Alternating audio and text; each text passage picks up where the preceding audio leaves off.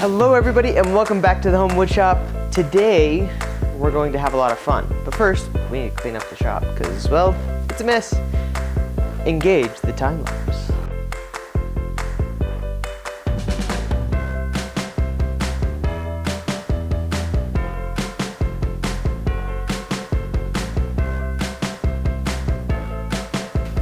Okay, now that the shop is pretty well clean, let's get to what we're actually doing today. So, the plan is to make a clamp holder. So, I have clamps over there, I've got a bucket of clamps over there, but whenever I need clamps, I'm running all over the place to figure out where they are. So, we're probably going to make a clamp holder over there, stick it on the wall, just a nice little T there, maybe that. But, we're going to make a little clamp holder, and yeah. This will be a quick kind of how to make a clamp holder.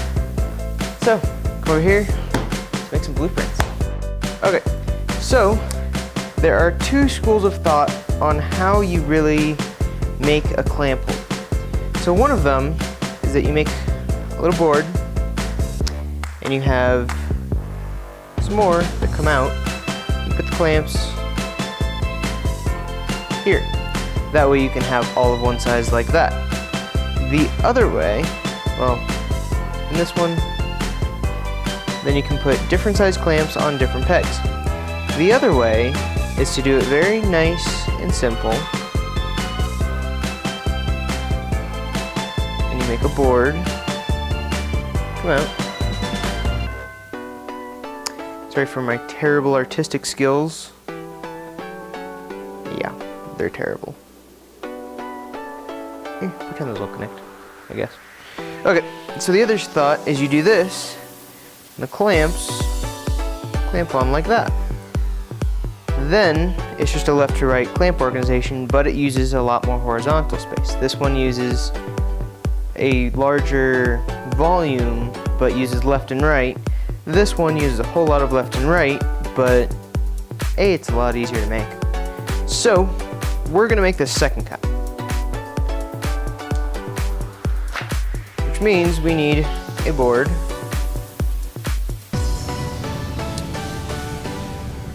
and then we need to attach a little lip onto it.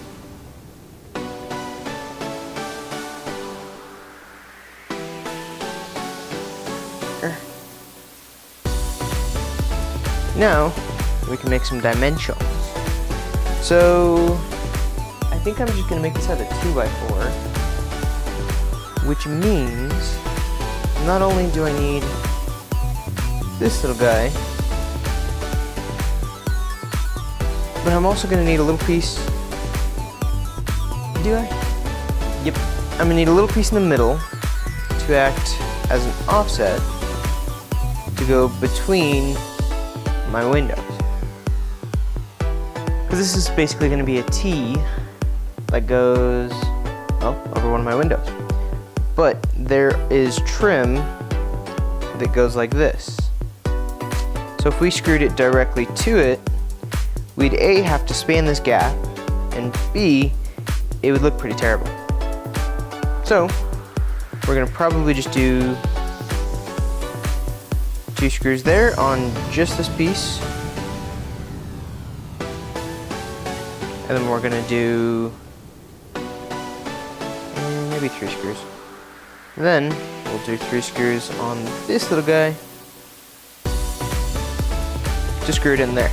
Then we will also have screws going that way. So I know those dimensions are terrible, or the drawings are terrible, but they shall work because this illustrates exactly what we're gonna do. Although my terrible 6-year-old drawings. Anyways, let's get started. So I think I'm gonna put them here.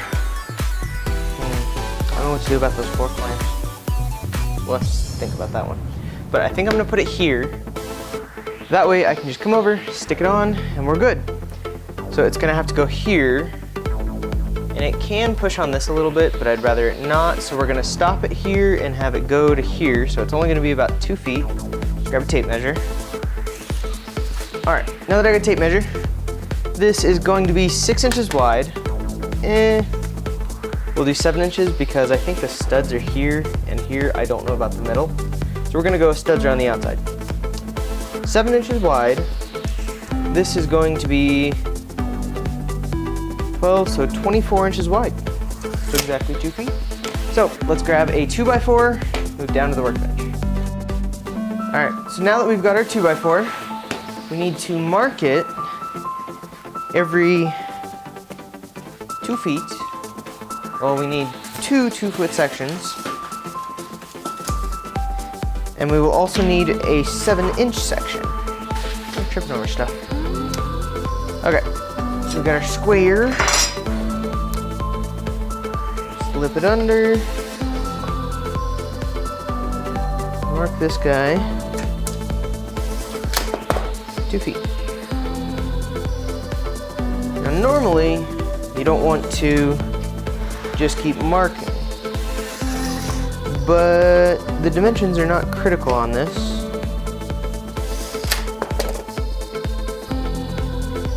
So, it's okay if we spill over a little bit.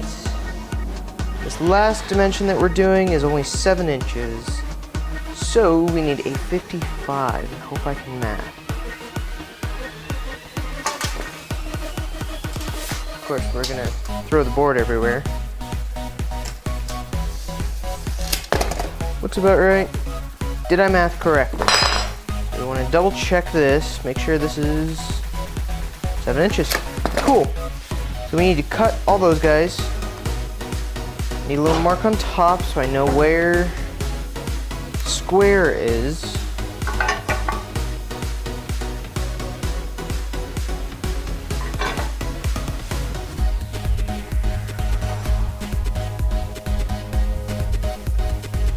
All right, now let's throw it in the vise and get cutting.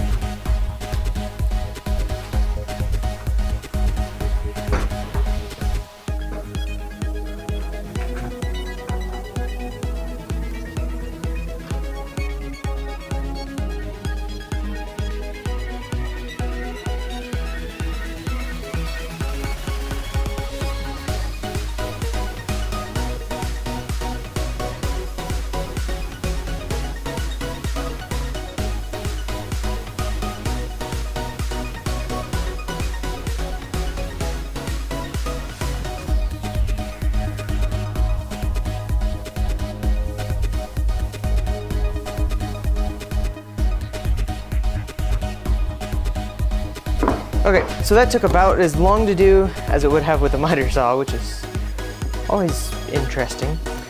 But our design is going to be block on the back, this guy flat, that's it.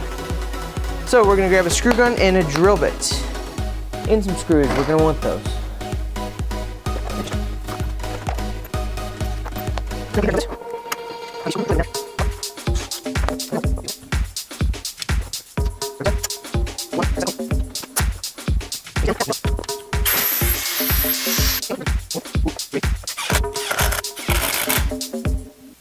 Cool. We don't need this to be super overbuilt, as well as holding clamps, which honestly are not insanely heavy. So, the next thing we're gonna do is to come over to the wall and screw in this little piece. Then, screw it in like that. So, over the wall. Okay, so we're gonna put this guy up. That's about the right place. We pre-drilled 2 holes, put 2 screws, just started them. Because now that we're up here, you don't really want to be fiddling with everything. Because now we can just screw it right on in.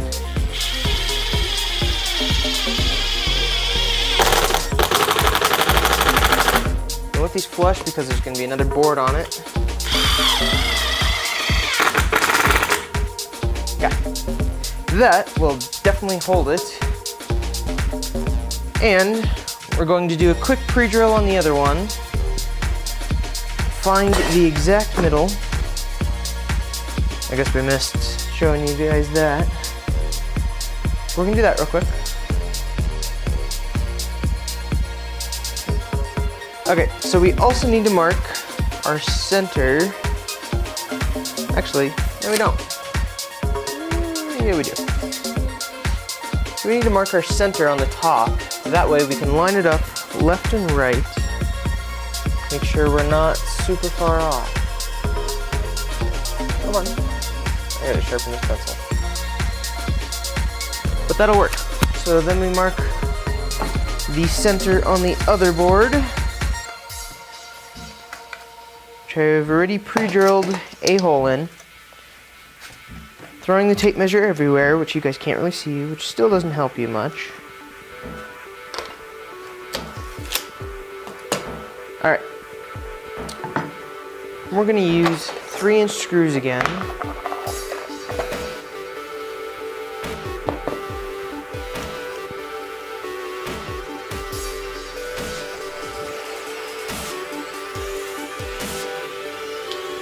Do I have 2.5? I do have 2.5. So we're going to use 2.5-inch screws.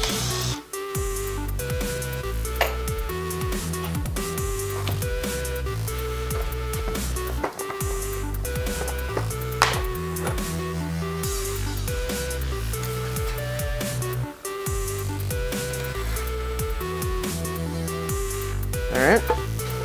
Now, line up all the marks. Ideally, you would pre-drill this. But holding it is really difficult while pre-drilling.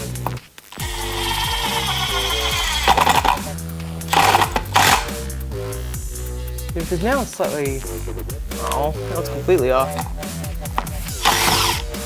But that does tell us exactly where to pre-drill. So now we can drill out this guy.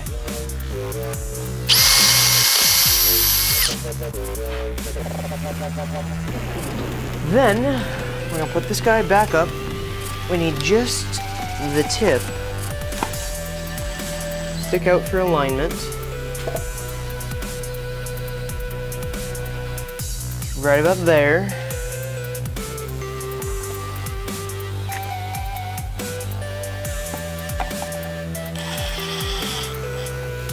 Let's get started. Really have to push so that it stays flush. And we get it roughly level. Pre-drill 2 more holes, about 1.25 inches out.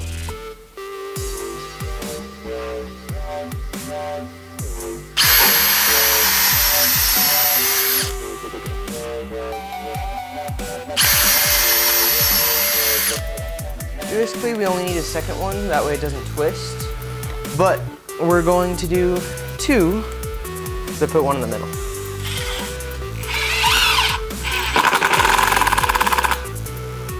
Flush for aesthetics.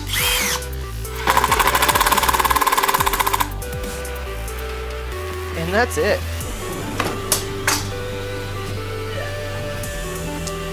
Now, we'll put our clamps on here. Sort them by size, weight, however you like. But that also means I have a clamp rack now. I like having a clamp rack. Never actually had a clamp rack. That's pretty neat. You can just stick them like that, and voila. Let's go grab some more clamps. Alright guys, thank you so much for joining me on building this clamp rack. That was kind of a lot of fun. It was a little easy, but hope you guys learned something. Hope you guys can make your own if you want one. They're quite useful because I had clamps all over the shop. Now they're just right there. So I just walk over, grab the one I want, voila. But thank you guys for joining me this week, and we will see you in the next episode.